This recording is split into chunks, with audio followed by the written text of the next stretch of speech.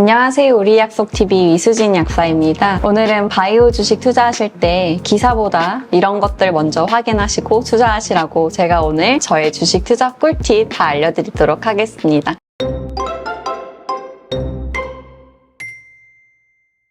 바이오 회사라고 보통 얘기를 하는데 바이오 회사의 분류가 굉장히 다양하거든요. 첫 번째는 우리가 알고 있는 약을 만드는 제약회사와 그 약에 대한 서비스를 제공하는 CRO 같은 회사가 있을 수 있고 이와 관련된 정보를 제공하는 회사가 있을 수 있습니다. 바이오라는 게 반드시 약만 다루는 것은 아니고 생물을 다루는 그런 산업을 다 의미를 하는데요. 종자라든지 농업 그리고 대체육과 같은 그런 회사들도 바이오 산업으로다가 분류를 하기도 합니다. 그리고 동물의약품도 마찬가지로 바이오 산업에 속하게 되어 있어요. 마지막으로는 바이오 연료, 바이오 플라스틱 이런 생분해하는 것들이라든지 아니면 생합성을 하는 것들로다가 주목을 받고 있는 그런 시장이 또 있는데요. 이 이제 산업도 바이오 산업이라고도 분류를 합니다. 그렇지만 우리가 보통은 바이오 산업 하면 제약이라든지 의료기기 혹은 신약 개발 이런 것들에 보통은 치중되어서 더 많이 얘기를 하기 때문에 이것에 대해서 설명을 드리려고 하고요. 그리고 바이오 산업을 투자하실 때 쉽게 투자를 하실 수 있는 부분들이 의료기기 사업, CRO 사업이에요. 어느 정도 매출이 따박따박 나오면서 회사가 당장 망할 것 같지는 않은 회사들. 이 회사들이 가장 이제 투자하기 난이도가 조금 쉬운 편이고 두 번째로는 우리가 알고 있는 좀 큰 제약회사들이 있죠.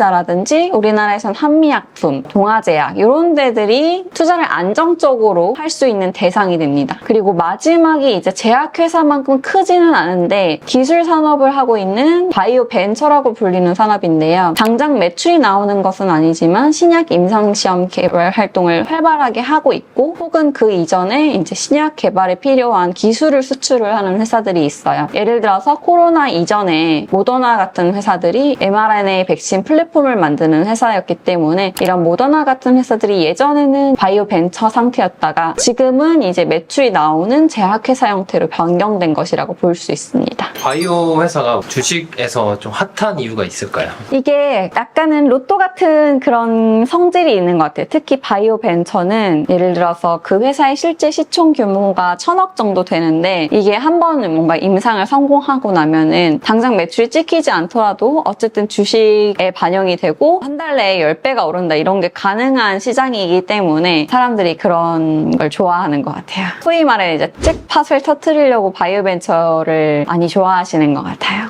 그러면 그런 잭팟을 좀 찾는 꿀팁이 있을까요? 제약 바이오 산업의 특징이 있는데요. 이 기술적인 이해가 필요함과 동시에 이 산업은 건강 상태에 영향을 주기 때문에 규제에 영향을 받는 산업이기도 합니다. 이제 규제 산업은 우리가 세 개로 분류를 하는데 규제 산업은 군수 산업, 통신 산업, 제약 산업에 속해요. 아무리 좋은 기술이라고 하더라도 사실 식약처나 FDA에서 승인을 내주지 않으면 약으로 다 발전을 할 수가 없고 동시에 아무리 좋은 약이고 내가 비싸게 팔고 싶어도 정부가 약가를 협상을 제대로 해주지 않으면 팔 수가 없기도 합니다. 그렇기 때문에 이 두 가지를 다 이해를 해야 되는데 보통은 기술적 이해가 가장 어렵고요. 정책적 이해는 그 뒤에 이제 좀 조금만 찾아보면 사실 쉽게 할 수 있을 것 같기는 해요. 이런 기술적 이해를 하지 못한 상태에서 바이오 투자를 하고 싶다라는 것 자체가 저는 조금 말리고 싶기는 한데 그래도 만약에 찾아보고 싶다, 나는 그래도 하고 싶다, 이 진주를 캐내고 싶다 하시는 분들은 꼭 확인하라고 하는 사이트가 있어요. 첫 번째는 clinicaltrials.gov라는 사이트인데요. FDA에서 임상시험을 이제 하는 현황을 확인할 수 있는 사이트입니다. 실제로 임상시험이 진행이 되고 있는지, 얼마나 잘 진행되고 있는지, 임상시험은 어떤 디자인으로 되어 있는지를 되게 간략하게 확인을 할 수 있는 정도인데 이거는 약간 팩트체크용이에요. 예를 들어서 우리나라 기사에 막 어떤 회사가 첫 환자를 등록했다더라, 어떤 회사가 이미 임상시험 2상을 끝냈고 3상을 시작한다더라 라고 얘기를 했을 때 clinicaltrials.gov에 거의 사실은 한 달 내에 반영을 해줘야지만 이게 좀 유효하게 업데이트를 하고 있는 걸로 보이거든요. 맞게 업데이트가 되고 있다라고 이제 볼 수 있는지 이런 걸 보는데 제가 보는 피해야 할 유형은 이제 한국어 기사에는 임상시험 2상을 시작하였습니다. 혹은 임상시험 3상을 시작하였습니다 라고 떠 있는데 이 FDA 사이트에서는 그 정보를 찾을 수 없거나 그 상태가 온고잉이 아니라 약간 연기된 상태 뭐 이런 식으로 식으로 써 있는 경우가 있거든요. 그런 경우에는 약간 찌라시성 뉴스일 수 있다. 걸러야 되는 경우가 있고, 그리고 두 번째는 임상시험을 진행 중입니다라고 했어요. 진행 중인데 clinicaltrials.gov 사이트에는 등록된 환자 수라든지 뭔가 실시간적인 정보가 하나도 없는 거예요. 그러면은 이제 임상시험을 진행한다고 말만 해놓고 실질적으로는 진행되고 있지 않을 수 있다. 특히 우리나라가 아니라 외국에서 진행을 한다고 했는데 진짜 진행이 되고 있는지 안 진행되고 있는지 우리는 모르잖아요. 외국에서 얼만큼 진짜 진행이 되고 있는 거야? 이런 이제 사실 여부 정도는 체크를 할 수 있다. 이런 겁니다. 그리고 두 번째는 내가 기술적인 이해는 하나도 몰라. 근데 이 기술이 말이 되는지 안 되는지 찾아보고 싶어 라고 했을 때 어떤 기술과 관련된 키워드들이 있을 거 아니에요. 뭐 약품 이름일 수도 있고 그 기전에 대한 어떤 기술일 수도 있고, 예를 들어 아까 모더나를 예를 든다면 mRNA 백신이라고 해요. 기술 이름이. mRNA 백신이 이게 그래서 말이 되는 거야 안 되는 거야 이거를 찾아보고 싶을 때는 그냥 펌메드로다가 검색해가지고 들어가시면 거의 웬만한 영문 논문 자료가 쭉 다 나오는데 거기에 이제 mRNA 백신이라고 검색을 해보는 거예요.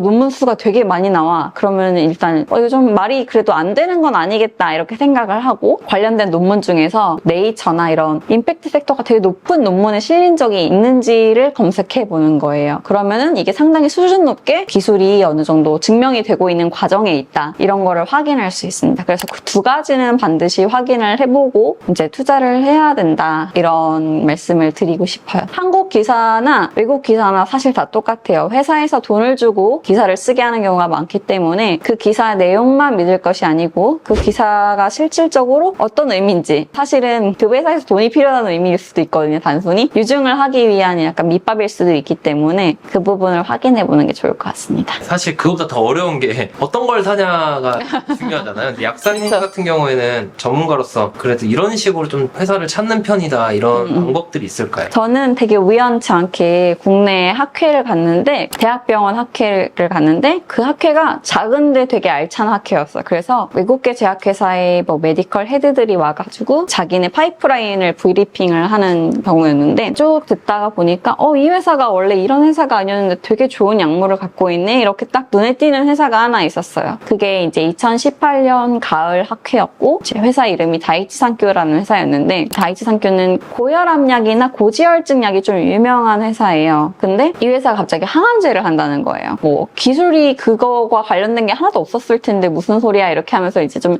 시큰둥하게 하고 듣고 있었는데, 일상 결과였나 일상 중간 결과였나 그런데 초기 결과가 너무 좋게 나온 거예요. 그래서 이거 너무 좋다. 나 이거 조금만 지켜보다 사야겠다 주식을. 이제 원래는 제가 그런 학회를 갔어도 그렇게까지 감명 깊게 받았던 적이 없는데 너무 좋아가지고 그거는 이제 바로 와서 이렇게 노트 테이킹을 하면서 이 회사는 진짜 좋다. 이거 약물 진짜 100% 되게 대박난다 이런 확신을 가졌던 회사가 있어요. 근데 실제로 되게 재밌었던 거는 제가 그렇게 봤던 것만큼 다른 빅파마들도 그 회사를 되게 높게 본 거예요. 실제로 그래서 좋은 약물이다 라고 생각했던 약물이 지금 거의 유방암에서 거의 가장 베스트셀러로 팔리고 있는 약물이 되었고, 그 다이치 산큐가 아스트라제네카라는 글로벌 빅파마랑 이제 계약을 해가지고 유통을 하고 있죠. 그래서 임상시험도 아스트라제네카에서도 많이 해주기도 했고, 그래서 서로 협력하는 관계로도 나중에 발전이 되었는데, 아마 그때 기준으로다가 지금 시가총액은 한 6배 이상은 오른 것 같아요. 이제 제가 되게 많이 그 시기에 이제 바이오 관심 있는 주변 지인들한테 되게 많은 회사들에 대해서 질문을 많이 받았었어요. 그래서 그 중에 하나가 신라젠이었는데, 신라젠이 아마 팩사백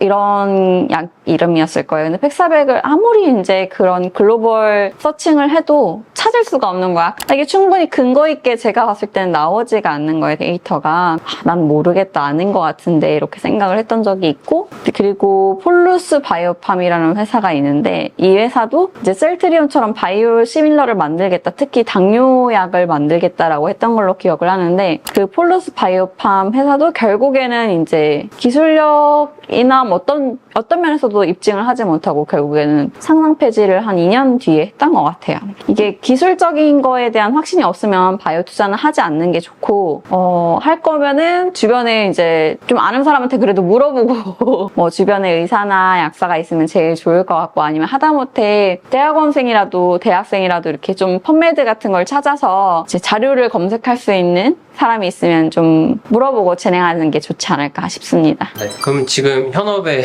전문가로서 요즘에 좀 바이오에서 가장 핫한 키워드는 어떤 걸까요? 요즘 가장 핫한 키워드는 비만 치료제랑 이제 알츠하이머 치료제인데요. 비만 치료제는 노보노디스크랑 릴리가 가장 유명하고 알츠하이머 치료제는 바이오젠이랑 릴리가 제일 유명하죠. 그래서 이 교집합에 있는 릴리가 계속 신고가를 갱신을 하고 있습니다. 릴리는 저의 전 직장이기도 한데 저는 항암부서에만 있어가지고 이렇게 당뇨병 약이 비만 치료제로 개발이 된다는 걸 알고 있었음에도 이 시장이 이렇게 핫해질 줄은 사실 잘 몰랐어요. 그래서 저는 그 주식을 갖고 있었다가 중간에 이제 이런 위고비가 핫해지기 전에 한번 팔았는데 그래서 지금 되게 후회하고 있어요. 바이오도 뭐 AI와 융합 뭐 이런 관심이 많은 걸로 알고 있는데 그쪽에서도 또 강점을 보이는 파트가 있을까요? 원래부터 AI 산업이 되게 많이 활용이 되었던 분야기도 해요, 제약회사는. 왜냐면은 그 R&D가 거의 10년에 걸쳐서 이루어지고 되게 많은 돈이 들어가기 때문에 AI를 옛날부터 활용을 잘 하는 게 항상 이제 이 사업의 수건 과제였거든요. 개발 후반부 단계에서는 이제 통계적인 능력이랑 이제 자료를 서칭해서 그 근거를 만드는 능력, 그런 것들에 활용을 많이 하게 되고 사실 이보다 직접적으로 개발 기간을 단축하는 거는 초기에 랩에서 후보 물질들을 만들어내는 과정이 있어요. 우리가 흔히 스크리닝이라고 하는 기간인데요.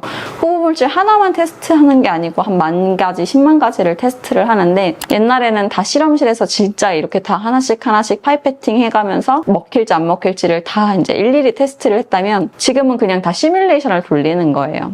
시뮬레이션 돌리고 동물 실험을 하기도 전에 이제 동물 실험도 시뮬레이션을 돌리는 거예요. 그래서 그러면 AI가 다 시뮬레이션 돌리고 이게 가장 적합할 것 같습니다라고 후보 물질을 훨씬 더 막 이렇게 10,000개에서 10개 정도로 줄여준 상태로 도출을 해주는 거죠. 이것만 해도 한 2, 3년은 줄기 때문에 이때 제일 많이 쓰고 있습니다. 시작이 좋은 시점이 일상부터 마지막 단계 중에 어디 부분이 제일 가장 적합할까요? 일반 약물 같은 경우는 이상의 첫 번째 결과가 나오면 대충 가닥이 나올 수 있어요. 그러니까 중간 결과 발표라는 걸 또 하거든요. 끝나기 전에. 임상시험을 한 3년짜리를 다 해놓고 마지막에 결과 발표를 하면은 사실 약이 나쁜 약일 수도 있잖아요. 그러면 환자한테 해가 되잖아요. 이 임상시험에 참여했던 환자분들한테는 몹쓸 짓을 한 게 되니까. 그러니까 그런 건지 아닌지를 확인하려고 계속 중간중간에 결과를 조금씩은 보거든요. 그래서 중간 이상의 첫 번째나 두 번째 데이터를 보면은 얼추 성공 여부는 판가름이 나는 것 같고 조금 특이하게 항암제는 일상부터 유효성을 보기 때문에 항암제는 일상 결과만 봐도 이제 판단을 할 수 있는 정도가 있어요.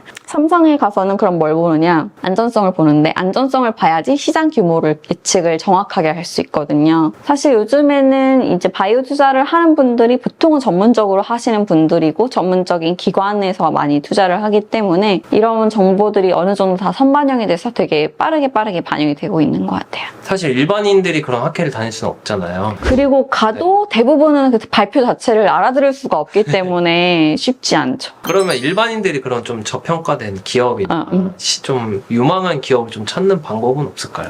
저는 바이오벤처는 일단 투자하지 말라고 하고 싶고 의료기기 회사라든지 약간 관련된 산업인데 그 매출에 크게 영향이 당장 없는 것들 있잖아요. 그런 것들을 하는 게 좋을 것 같아요. 예를 들어서 여자분들 레이저 하는 것 중에서 인모드라고 하는 레이저 회사가 있거든요. 이 회사는 이스라엘에 상장된 회사인데 이런 회사라든지 아니면 여자분들이 잘 아는 거 있어요. 울세라, 써마지 이런 그런 피부과 시술과 관련된 회사들을 하는 것은 일단 본인이 그 기술을 어느 정도 알고 있기 때문에 여자분들은 그런 거를 해보시는 게 좋을 것 같고 남자분들은 사실은 크게 이런 미용 쪽에도 관심이 없고 사실 본인이 길게 사는 거에도 관심이 없어요. 마냥 잭팟을 터트리는 이 성질 때문에 남자분들이 되게 좋아는 하지만 알지를 잘 못한다는 게 문제긴 한 것 같아요. 일단은 의료기기 회사를 이해를 먼저 할 수 있는 게 중요한 것 같아요. 의료기기 회사도 이해 못하면 제약회사도 이해 못합니다.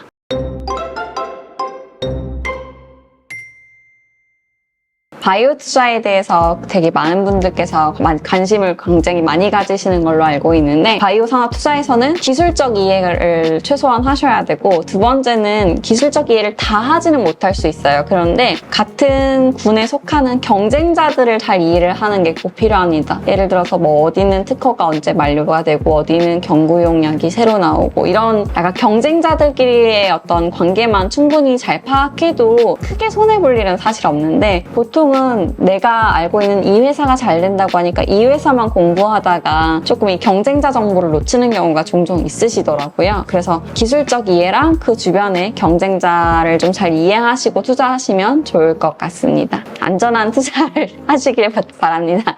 이상 우리 약속TV 이수진이었습니다.